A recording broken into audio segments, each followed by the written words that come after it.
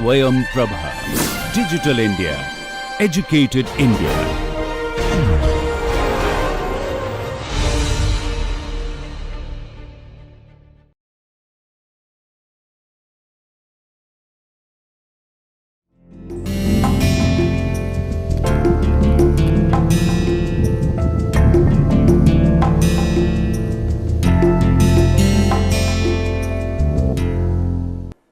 Welcome, dear learners, to the session of International Business Management. I am Dr. Manisha Goswami, Assistant Professor at Institute of Business Management, GLA University, Mathura. Let's start with lecture number 2 on strategies of international business. Before starting with the lecture, let's look at what we did in the lecture number 1. In the previous lecture, we discussed about the evolution of international business. We even come to know about the various nature, scope and importance of international business as far as the national economy is concerned. We also studied the reason of studying international business, and even we able to identify the drivers of international business so far. So now let's look at the different topics that we will be covering in lecture number 2. In this lecture, we will talk about the difference between international business and domestic business. Second, we will also be talking about the various strategies of entering into international business. So let's start with lecture number 2 and have a discussion on differences between international business and domestic business. The first basis of difference between international and domestic business is the geographical boundaries. As far as the geographical boundaries are concerned, in international business, there is no such demarcation of the geography. You can do business wherever you want to, depending upon the kind of country you want to enter, the kind of economy you want to enter, the kind of resources you are having and the kind of resources you might be seeking from the host country. You can get into any country. For example, Fujitsu is a Japanese company manufacturing hard disk, RAM, they are into the manufacturing of motherboard. They all are producing such product, though it's a Japanese company, but they are manufacturing these products in China, Vietnam, Korea, Malaysia, right? And that's what possible because of the international business, right? There is no boundary, so they can easily move from their home country, Japan, to various other host countries like China. They move to Vietnam, Korea, right? They are trying to figure out that where I can get the resources at a cheaper rate, where I can have good quality of the infrastructure, the technology or the manpower at reasonably low cost, so I can easily move to. So as far as international business is concerned, it is one of the plus point or the advantage that you can easily move out from your home country to the host country and can seek possible resources over there. You can seek new market, you can seek new liberal government policies. Another example is like LG is a Korean company. They are having the business ranging from smartphone to washing machine and the fridge. They are not only producing the things in the Korea, they are also producing things in Vietnam, China and India. So that's another example of geographical expansion of international business. As far as the domestic business are concerned, and these are those kind of the business which confine their business within the territory of the country. Domestic companies are those having business within their territories. That means they are not crossing their home country. They are doing business within the confined area. As per the World Bank of Development Indicator, India was reported to have around 5,215 domestic companies as per the data given by them in the year 2020. So we can now say the geographical boundaries are plenty when it comes to domestic business, and as far as international business is concerned, there is no geographical boundary. You can easily move from one place to another. Next is the business regulation. When you are doing international business, there is going to be the tough business regulations, and when you are into, rather than tough, there will be multiple business regulations. When you are doing international business, there will be multiple business regulation. However, in case of domestic business, there will be only limited business regulation, because you are dealing with your own country, your home country, and the existing government, whatever the rules and policy they have as far as the taxation, the labor laws, employment regulation, antitrust regulatory laws are concerned, whatever they are having for their home country, you just have to adhere to them. When it comes to international business, it's not just about their home country government rules and regulation.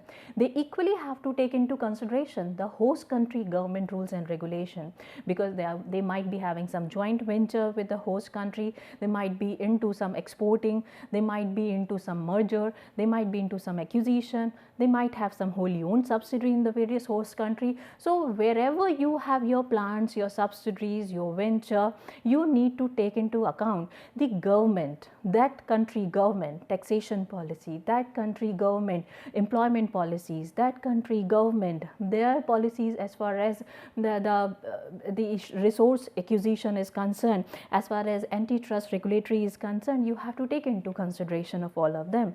So in short, what we can say, business regulations are going to be difficult and plenty when it comes to international business to understand, where in case of domestic business it is just about one single country. Third basis of difference between political and domestic business is the political risk. When you are dealing in a single country, the political risk is going to be comparatively high. Say in the case of domestic business, political risk would be high, because if your current country is undergoing certain economic crisis, or the recession is going on, or the political instability is there, then what is going to happen? Your entire business will be thrashed or collapse. On the contrary side, if you are having a business not only in your own country, but you are also having a business in multiple host countries, then there is a possibility to overcome such kind of the political risk. Let's take an example of a Greece. In the Greece economy, what happened? The various European countries and private investors have loaned Greece nearly 320 billion euro. It was the biggest financial rescue of the bankrupt country in the history. If anybody would have invested in the Greece market, and that's the only sole investment, or to think about the Greece domestic companies, how much adverse time the people might be undergoing since 2010 till now. Still the adversities are on. Still they are fighting. They're still able to pay just 41.6 billion euro to these investors, and hoping to pay the rest of the amount by 2060s. So the things are very adverse when it comes to when you are solely relying on single market. As far as international business is concerned, you will be having plenty markets in your loop, and if in case any market is not doing well, the other market probably might be doing well, so you can have a backup of the money from those markets, and easily you can be out from that bankrupt country. Let's talk about the next difference, that is difference in the business practice. When it comes to international business, the difference in business practice are going to be very significant and prominent, and you have to take into account before taking a decision of opening any company in the host country. Because if you try to follow your own country style of business, your own country's style of doing business practices, then it might not be successful, because many of the time it has been observed the business practices are regulated largely by the business regulations of that country. So you need to adjust and change your business practice depending upon the business regulation prevailing in the country. So in case of international business, understanding of business practice depending upon the business regulation is utmost important, where in case of domestic business, as you are dealing with single government, you are within your home country, then the business practice are going to be more or less common, or more or less going to be constant or the same for the entire country. Right, a business practice are actually these are the different attempts which business put in most of the in the organization in order to get their work done in a most effective way, or in the most or you can say in the least cost manner, right? It also talk about how you are able to engage your worker, how you are able to get your work done, how you are actually making the people to generate maximum profits with the minimum resources, and how you are channelizing the commitment level of your employee, how you are giving rewards to your employee. Everything is included in the various business practice. So you as a company have to figure out what kind of the reward system is going to be possible in a particular host country. Depending upon the business regulation, you are going to set them, right? And these reward policies and the engaging of worker is also going to vary from country to country. So when you are dealing with Indian workers, their mindset, their ideology in order to engage in the work is going to be from the home country in which they are from.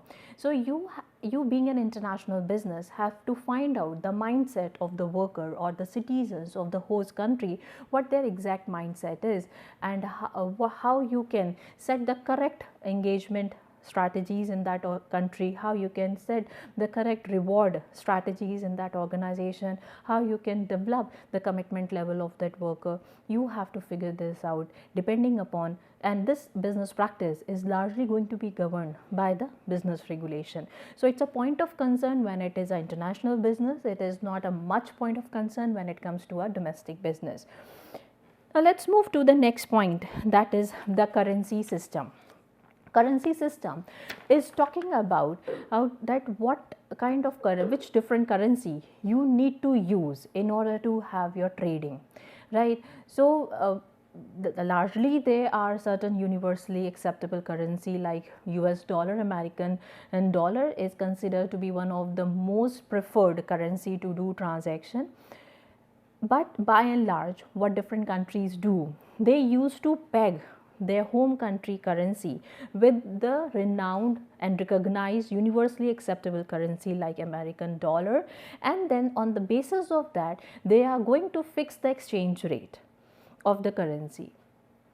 And many of the time what the central bank of that country they used to do, they used to buy or sell the foreign country currency with which they have pegged their currency in order to control the valuation of the home country currency. Currency system usually requires, when you are dealing with a country like India, you have to either carry US dollar or you have to convert your home country into a currency, and you have to bear certain convertibility charges. Say for in case any Indian investor is investing in the foreign market, what they would be doing, they have to either carry US dollar with them, pound, euro, yen. These are four predominantly acceptable foreign universal currencies. If you're carrying out of any of them out, then you can easily do the transaction. You don't have to bear the convertibility charges. Otherwise, you have to bear the convertibility charges of converting your currency into the host country currency. Now let's talk about the next point, that is the mobility of factors of production. Before starting with this, let me conclude the currency system. That currency system is going to be a major point of concern when it is an international business. As far as when it is a domestic business, it is not a much concern, because within the country you will be dealing with your own country currency. And when it comes to an international business, then in that case you have to convert the currency. Right. So I think this topic is clear. Now we are moving towards the next basis of difference between international and domestic business, that is the mobility of factors of production. When it comes to international business, mobility of factors of production is going to be very difficult, because the factors of production like land, labor, capital cannot be so easily moved on. You have to bear the charges for moving the factors of production from one country to another. Where in case of domestic business, it is comparatively easier to transfer the resources from one place to another. Next basis of difference is the nature of customer.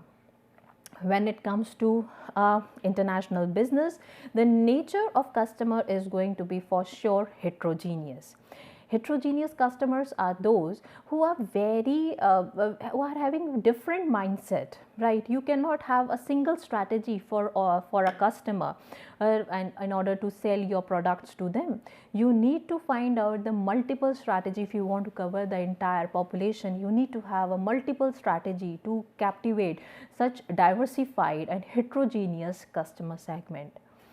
So when it comes to an international business, you are having heterogeneous customer. Your home country customer taste and preference might be very different from the host country customer taste and preferences. So you need to figure out that how you will be striking the balance between the two different set of the customer.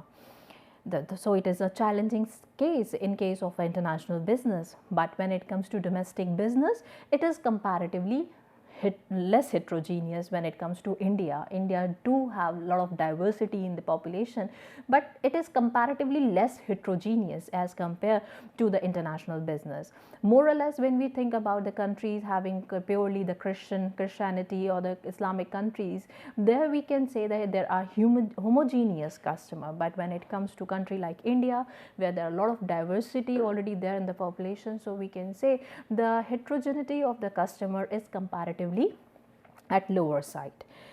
The next basis of difference is business research. Now the business research is going to be very easy when you are in the domestic company.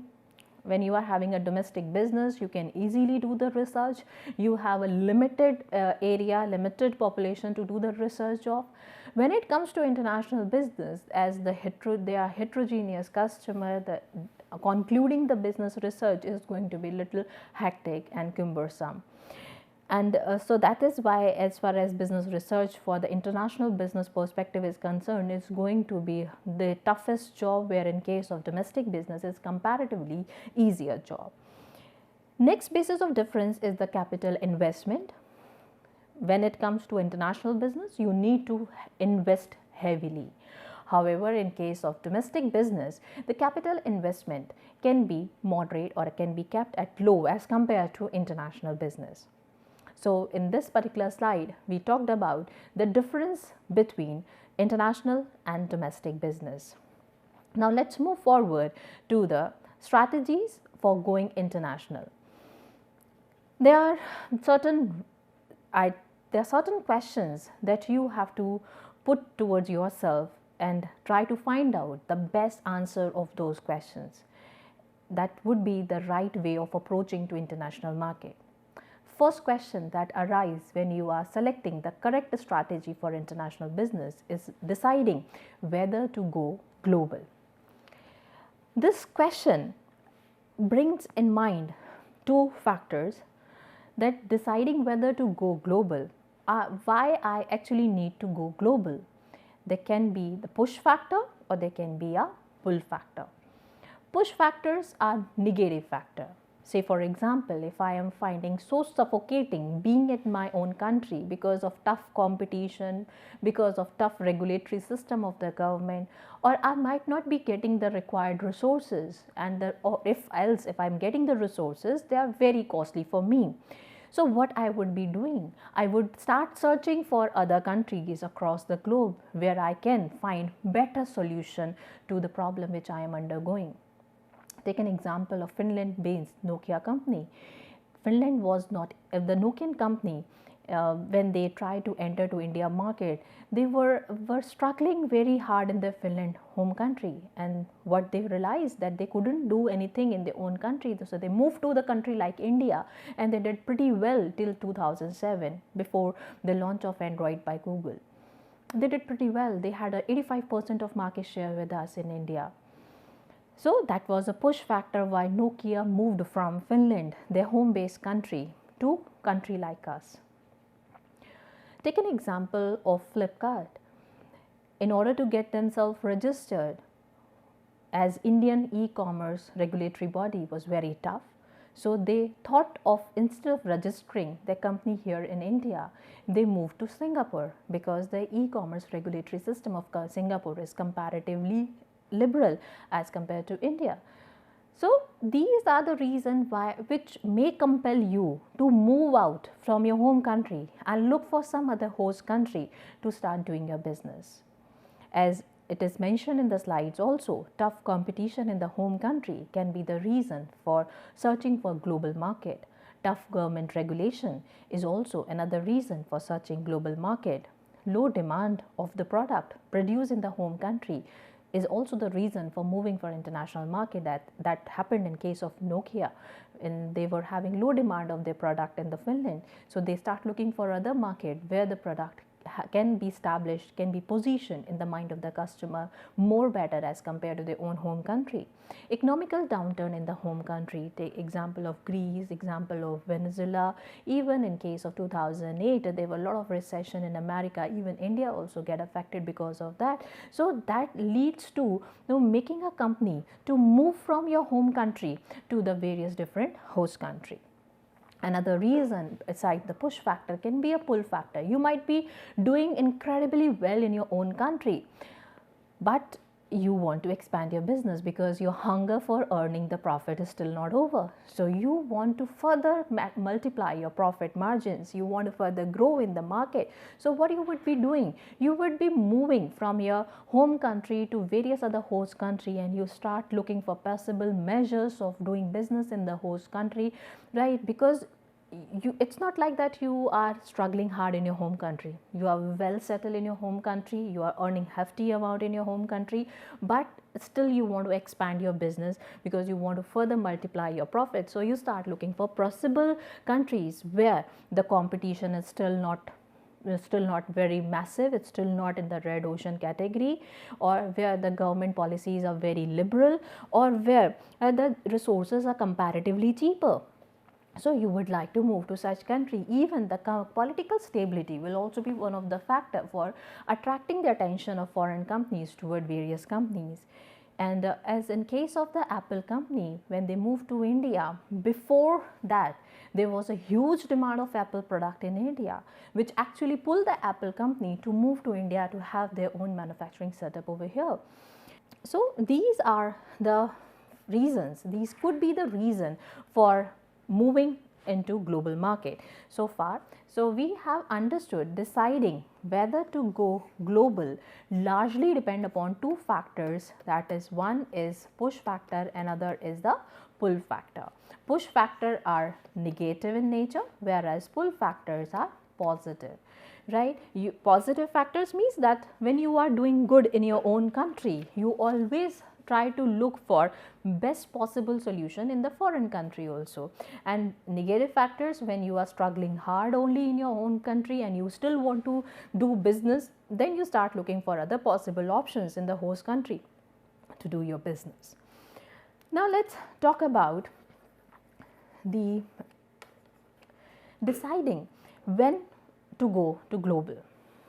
What can be what is going to be the exact time, or is there any hard and fast rule for deciding when to go global? So far you have understood that whether we need to go global or not, yes or no, you can answer yourself on the basis of these two broad categories, that is a push and pull factor. Now the next question arises, deciding the time of entering into the global market. So for this, let us understand let's try to understand the analogy on the basis of the PL, the product life cycle, right? So let's try to understand how you will be able to figure out that whether it's a right time to go for the global market or not. So this is your PLS, right? PLC, that is product life cycle. Here it's your introductory stage, this is your growth stage, and then there is your you have significantly moved on to the saturation or maturity stage, and then finally to the decline stage. Let me draw it correctly. Yes, let's look at this PLS. This is your introductory stage, this is your growth stage, and this is your saturation and decline.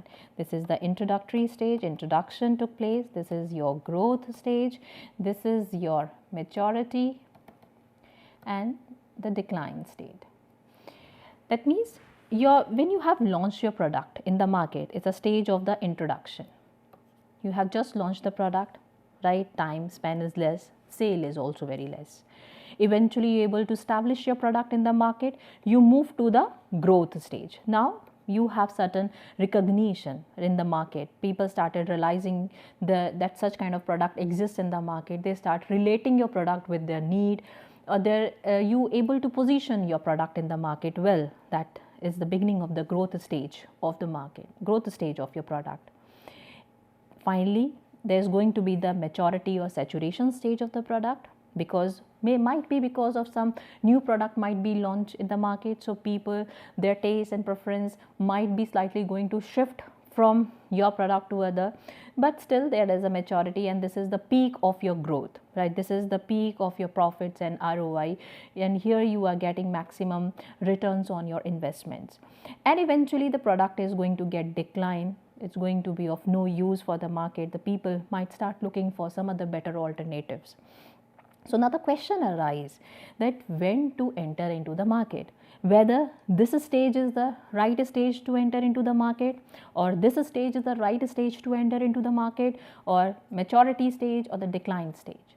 Answer is, right, as you are a budding company, you might be having a very small capital reservoir. So introductory stage would never be a right stage to enter, because you are already putting a lot of money to establish your product in your own country. So this is not going to be the right time to enter into. As far as the growth stage is concerned, still you are investing heavily in this particular product to be positioned well in your own country. Though market is established, people start recognizing, you start getting returns, but still this is not going to be the right time to enter into the market. Ideally, maturity or the saturation stage is going to be considered as a time for further investment, because this is the stage where you are getting maximum profits. You are getting maximum inputs from the customer. Whatever you have invested, now this is the time not to put a single penny on this product. There is no need of investment, and this product is going to leverage profits to you. So how to utilize this profit? By finding out various different other countries where you can invest and find new potential, and to start again with the introductory stage in that host country.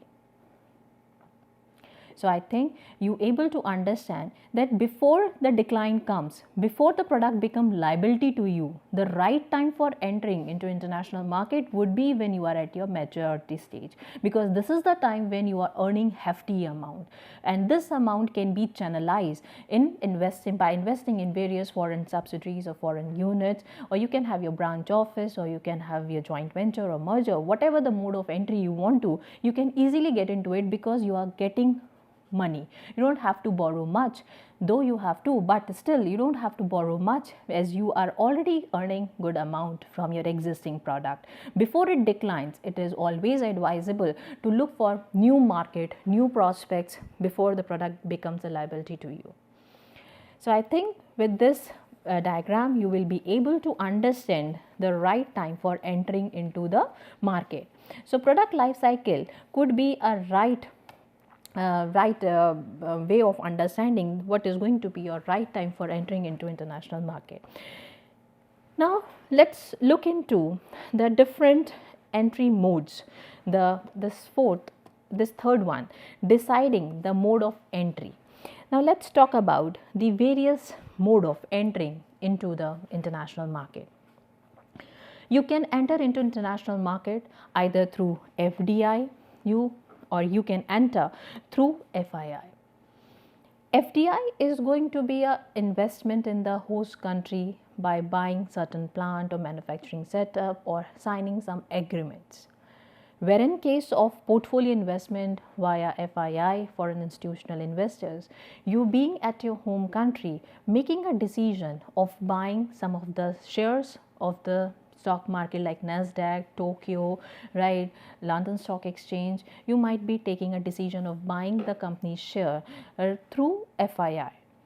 That money is considered to be a volatile money, where in case of the foreign direct investment, it is considered to be a significant fixed earning of a particular country.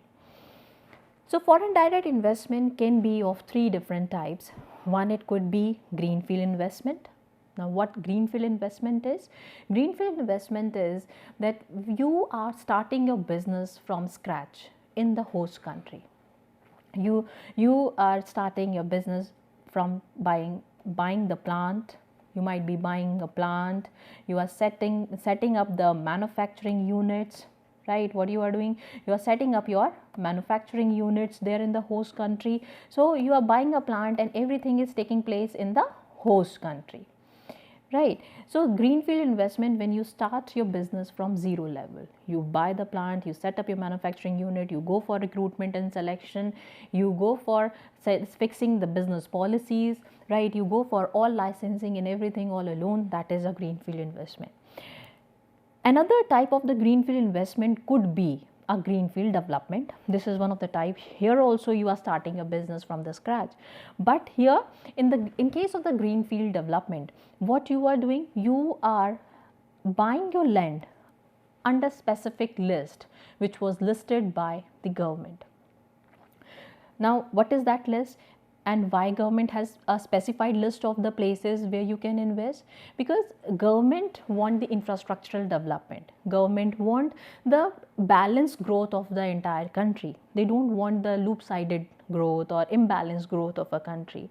So as government want the balanced growth of the entire country, they equally want to cover the rural area of a country or the area which are less developed. So what they do, they have classified certain list of special economic zone area, they have classified certain list of the economic zone area, right? And these special economic zone areas are going to be the facilitating point for the government as well as for the new investors to understand that how they will be investing in the foreign country. Greenfield development is again about starting a business from zero, but in rural area or the area where the infrastructural development is required heavily and the list is already provided by the government. You being the foreign investor, if invest in such kind of area or the places, you will be getting certain benefits or rebate from the government. As far as India is concerned, the total number of special economic zone area listed by the government so far are 378 in number, out of which 265 are operational. One of the best example of a special economic zone area is GMR Aerospace and Industrial Park has notified 250 acres of the park as multi-product special economic zone area, out of which 20 acre is going to be used as a free trade zone. So, if anybody would like to invest in these kind of the projects, they will be easily be getting the benefits of the government, and it is going to be a win-win situation for both government and the foreign investor. Government will able to develop the infrastructure of a country, will able to improve the resources availability, and at the same time the foreign investor will also be benefited because they are getting rebates and relaxation. Now, the third type of foreign direct investment is brownfield investment, which is actually not starting from zero. It is starting from some level. Like in case of greenfield investment and greenfield development, we have seen the people are starting from zero level. Here, it is not the case. Here, what they would be doing, they will be starting from some level like through mergers, through joint ventures, JVs rather. Right? You might be starting a business with certain strategic alliances, you might be doing business through takeovers, right, or acquisitions. So, when you are having a foreign investment, that is through merger, joint venture, strategic alliances or acquisitions, it is going to be come under the brownfield investment. Now, let us talk about the different entry modes which is related to trade. Trade related entry mode, that means you are just doing trading with the host country. First is the exporting. Here the exporting could be direct, it could be indirect as well, and it could be through contractual mode. It could be a contractual mode. When you are doing direct exporting, see, I am manufacturing certain stuff over here in India and I know the client in foreign market, I would be directly selling my product to that person. And in direct mode, I am a manufacturer, I am a farmer, I am producing certain stuff here, I might be producing wheat, rice, right? But there are some export management companies in India. I would be selling my production to the export management companies in India, and these export management companies will find the client in the foreign country to sell my product. So I am not in direct contact with the client in the foreign market. So this become an indirect way of exporting. Another could be a contractual mode of exporting, where it's like a piggyback exporting, where I may be the rider company and you might be a carrier company. Generally, a small company become a rider company, large and big company become a carrier company. Say for example, you are manufacturer of printers, computer printers, right? And those printer require ink.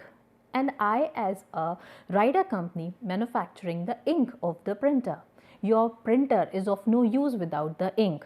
So what you will be doing, you will be exporting my ink along with your printer. So I become a rider company with your carrier company, and that will come under the contractual mode of exporting. Next is international subcontracting. Now what is this? Here I may not be having a sufficient resources in my own country. So what I will look for? I will look for some other country like China, Vietnam, Thailand, Indonesia to do certain production.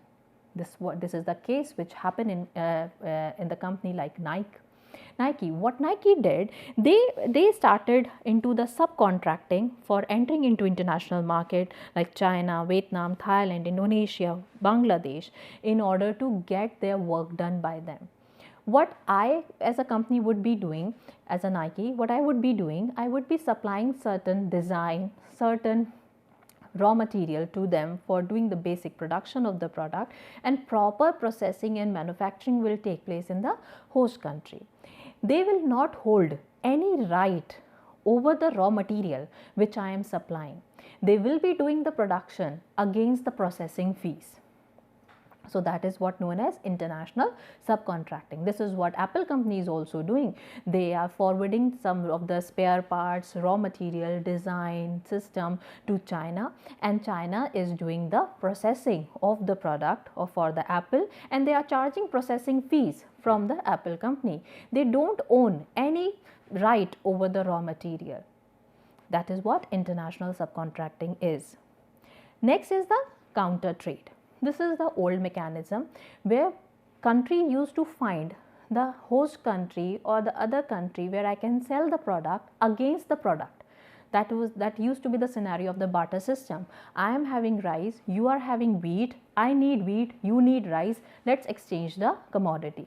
That is the example of the counter trade. Here we trade against the goods or against the services. I am producing certain thing, you are producing certain thing, let's exchange them, because I may not be able to produce wheat, you might not be able to produce rice. So let's exchange them. That's an example of the counter trade. This is what happened in the system of barter. Next type is the management contract. Management contract talks about that you are selling your expertise to some institution or the body for establishing some of the, let's take an example before giving you the theoretical understanding. Let's take the example of Disney. What Disney did, Disney took the ownership of Japanese and the Japanese, they took the management contract fees from the Japanese country and from the Japan, and they started building the theme park for the Japan. And till the time that park is fully developed by the Disney, that will come under the management contract. As soon as that park is developed, Disney is free from that, and Disney will get the royalty and the fees for developing such kind of the theme park for the Japan. That means you are sharing your expertise, you are sharing your experience, you are sharing your knowledge right, for for developing maybe the system, or for maybe training the workers of that country, or maybe the citizens of that country, or maybe some company's worker, right. You are sharing your skills and knowledge, and that is going to be the part of the management contract. Disney comes out to be the best example for this, for you to understand. Next is transfer related entry modes. As far as transfer related entry modes are concerned, it is going to be the transfer of the ownership. In the trading, there was no transfer of ownership was taking place, but here there will be a transfer of ownership. As in case of leasing, I become the lessor, you become the lessee, have to pay the fees of buying particular system or the building or the manufacturing unit of mine. Many of the companies are leasing the products. Take an example of a Japanese company, Mitsubishi. They put their 100 used trucks and some new trucks as well to China. Chinese company particularly, who were into mining, construction and transportation work. And Chinese company, that Chinese mining and construction transportation company, was paying the fees on an annual basis to Japanese Mitsubishi company. That is what leasing is. Next is international licensing. Licensing usually take place in case of intellectual products like copyright, patent, trademark, right. I may give you the license of using my script. I may give you a license of using in my country folk song for your movies. So licensing is related to intellectual property, right. So here you are going to get the royalty against the license which you have given to the licensor. Next is international franchising. International franchising, you take just is about, you are not just selling the idea, you are also selling, or you are sharing your, rather than selling, what you are doing, you are sharing your idea, you are sharing your promotional strategies, you are sharing your infrastructural strategies to some of the franchisee. You become a franchisor like McDonald's, KFC, they are the franchisors. Lee Maridon, the hotel sector is also into a franchising, right. So they are giving the right to the franchisee to make use of your marketing strategies, to make use of your ideas, your product, your features, your style of doing business, your style of developing the infrastructure, but you have to pay the fees to those. You have to work as per the strategies set by the franchising company. Next is the turnkey operation: build, operate, transfer. Build, operate, own and transfer. These are two different kind of the turnkey operation. It predominantly seen in case of technology transfer, again, or in case of intellectual property transfer, right. So build, operate, transfer is also one of the good example. In case of the construction of building, you give a right to the builder, right. Builder builder asks you to sign certain flats in a building, and you had paid certain initial amount to the builder, and eventually the builder will start building the flats for you, and once the flats are ready, he is going to transfer the possession to you. So that is a very good ideal example of build, operate and transfer. And during this process of operating, he is also owning each and every flat. He is taking care of each and every flat and make sure when you are getting the possession whether everything is in place or not. So that is what owning, right. You are owning, that is an advanced thing that you own. You have the responsibility till the time the final possession is going to take place by the concerned party.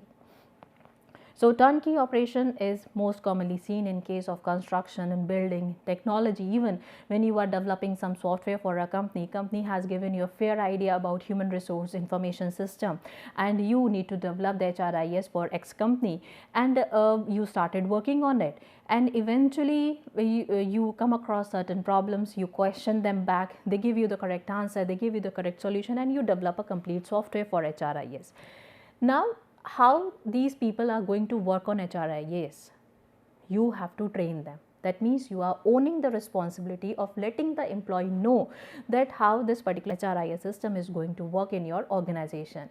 And if any case any error, runtime error occur, it's your responsibility as a software company to ensure that runtime error to be overcome or reduced, or you need to rework on them to come up with a better solution to your client. So that is build, operate, own and transfer. But on the contrary side, if it is just build, operate, transfer, you might be developing a software. You understood the idea why this particular software need to be developed. So you developed the software, you operate it in your office, and you passed on the possession to the company that see, this is what the software you asked for, we have developed it, and you have transferred it. Now when there are some runtime error, they are not going to own the responsibility of it. You as a company have to again call the company, you have to again pay the fees to them for overcoming those runtime errors. So build, operate, transfer is one of the mechanism which is little outdated. Now the advanced one is build, operate, own and transfer. Now let's move to the FDI related different entry modes.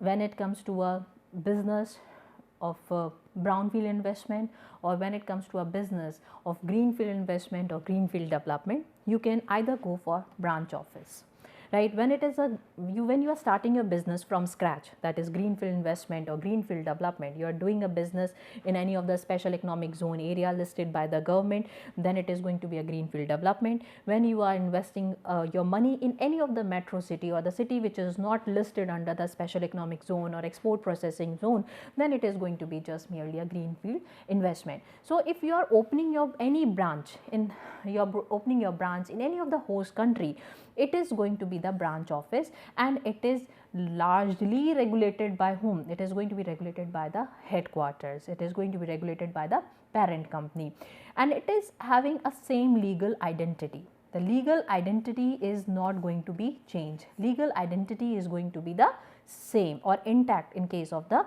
branch office. Where in case of wholly owned subsidiaries, you are forming a new legal identity. Old legal identity is there, but here you are going to form the new legal identity.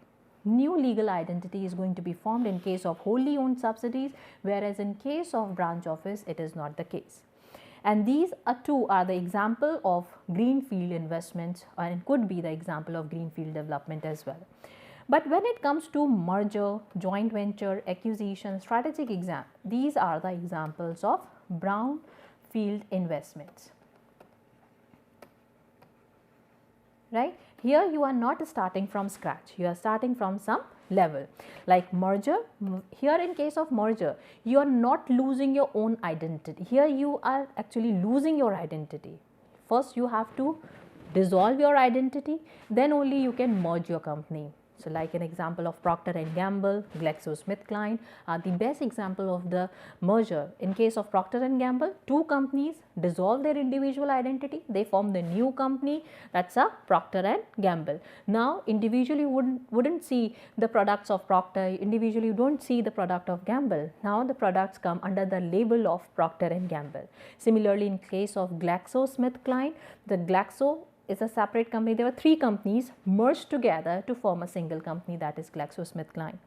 In case of joint venture, you don't have to lose your individual identity. That means you don't have to dissolve your individual identity. Keeping your individual identity intact, you can form the new business.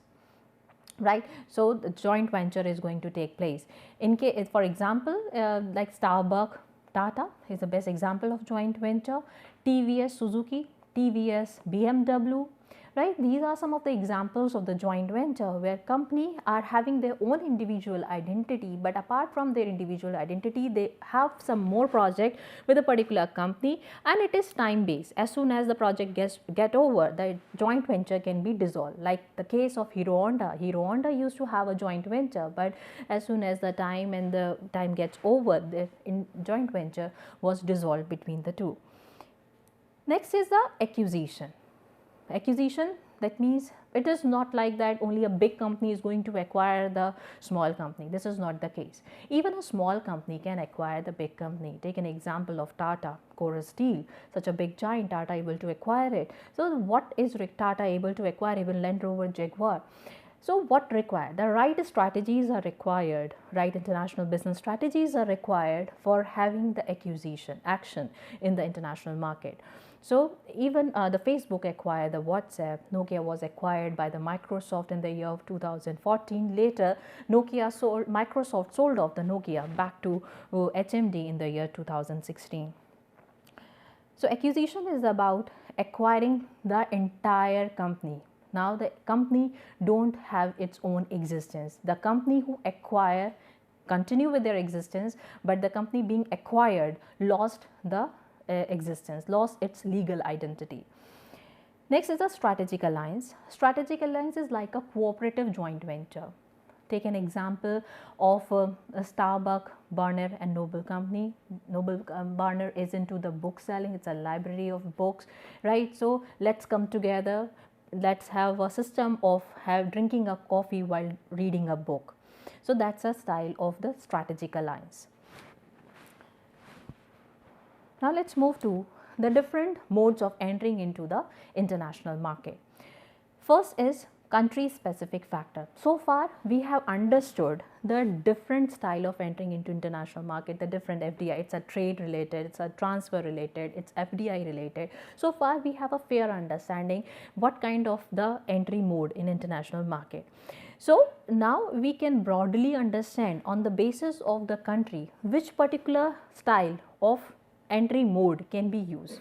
Say for example, in case of a country specific factor, you have to see what kind of FDI policies are there prevailing in that host country. Say for example, if you are looking for entering into North Korea, you won't be able to enter because they have sealing and strict FDI policies.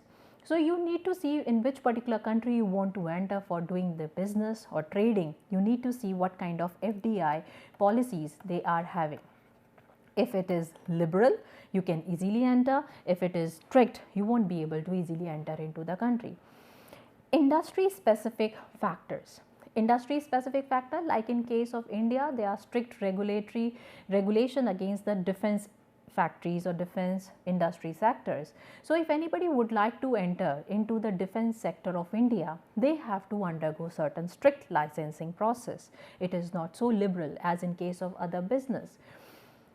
Firm specific sector, right? That is, you might be having certain inclination toward a particular firm because you are already into the same kind of the business. So you really want to enter into the same related business or same related firm, right? You are into some technology, so you would like to see further advancement of technology should take place when you are moving to the host country. So you will look for some IT sector company already doing good in India. So you would like to associate with them so that your project can be done, so that you can outsource some of your work. So that can be the firm specific factor, right? Like in case of Nike, they try to find out certain firm specific factor. They try to find out who can produce the products of the Nike, right? Who can manufacture as per their standard, or who are having the required resources. Like Vietnam is having the resources, like China is having the resources. So they establish the unit over these countries.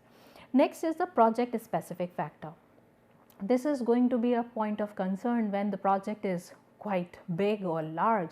MNC usually don't want to put their money solely into it. They want some partnership because they want to reduce the risk. So project specific factor is another very essential factor to be taken into consideration when you are choosing the mode of entry. If the project is big, then you need to find out who else can be your partner. Government is going to be your partner, or some other private institutions are going to be your partner. That is going to help you to minimize the risk of investing in the foreign market, because FDI money is not that easy money. It cannot be easily taken back. You can easily enter comparatively, but exit is going to be very difficult, right? So today we had discussed so many things related to the strategies of international business. Let's quickly review the different topics that we discussed today. That's first thing that we discussed is the difference between international business and domestic business. We able to figure out that how tough it is for international business to enter into the foreign market, what are the criteria they have to take into consideration when they are looking for the host country.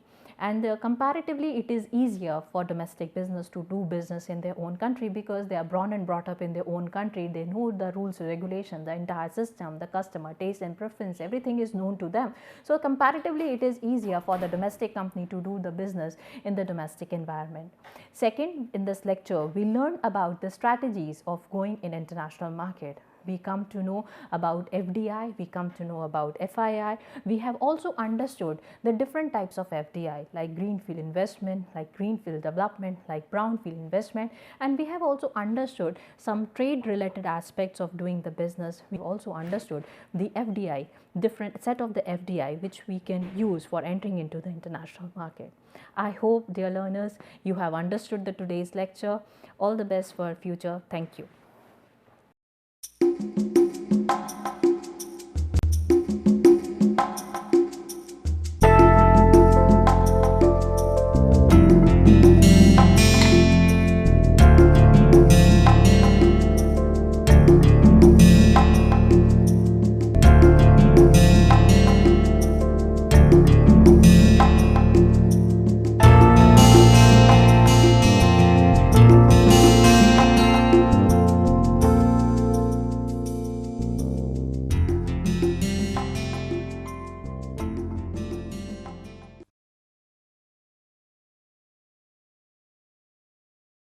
Hello, good morning everybody. I am Raghunandan Sengupta. So, I will just give you a very brief excitement area of finance, which is quantitative finance, and that has a huge market starting around about 10 years back, and it is exploding exponentially.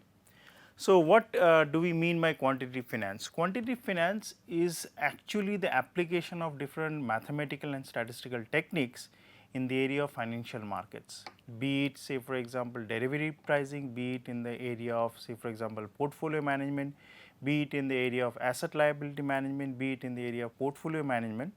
We see that the application has exploded in such a way that there is a huge opportunity for people who have a quantitative background in mathematics and statistics. They can utilize those in the area of finance, but obviously with some prior knowledge of finance as a subject. Now, when we say about quantitative finance, as I said, it is an area of applied mathematics and statistics applied in financial markets. Use of different areas, if somebody is interested to know, we have stochastic calculus, we have derivative pricing, we have operation research, we have quantitative techniques like differential equations, stochastic calculus, time series, and they are heavily used in the area of quantitative finance as I mentioned. Now, we all know that in 1997 the Nobel Prize in Economics, so it is basically the Nobel Memorial Prize in Economics was given to the work of Merton and Scholz in the area of derivative pricing, and after that there has been exponential increase in the area of quantitative techniques in quantitative finance and in the area of different type of derivative pricing. With the advent, moreover with the advent of high-ended and sophisticated computing data, big data has come in a very big way, where application areas starting from computing, from different type of algorithm design have been taken up in such a big way that nowadays at least we are able to understand that how high frequency data algorithm trading can be utilized using the concept of quantitative finance in the area of finance as such. But there is a flip side also, obviously when there is a huge amount of development. So, obviously due to some regulation errors or something, there has been some pitfalls, which I think should be a bullet point for people who are really interested to take up quantitative finance. They should be aware. So, consider the financial crisis in 2008 and later on, and we are seeing different banks are failing, different financial institutions are facing a problem, countries are facing a problem like in Europe, in USA. So, what should be done? So, the main thing is that even if you know the technique, is best for people who are investors, who are private players, organizations like banks, governments should use these techniques in a very somber manner, such that the application areas of quantitative finance using the techniques which we learned can be utilized in the best possible way to garner the overall the in-depth knowledge a person has in trying to utilize these quantitative techniques in finance. And I am sure that people who have the background, who have the knowledge, who have the sophistication, who have the knowledge of the society can definitely use quantitative finance in a very big way in trying to make their mark in this exciting field, which you are going to see in years to come. And I am sure it will be a very exciting learning tool for all the participants who will take quantitative finance as a subject in years to come. Thank you, and I wish all the participants all the best and best of luck for the programs they will take. Thank you.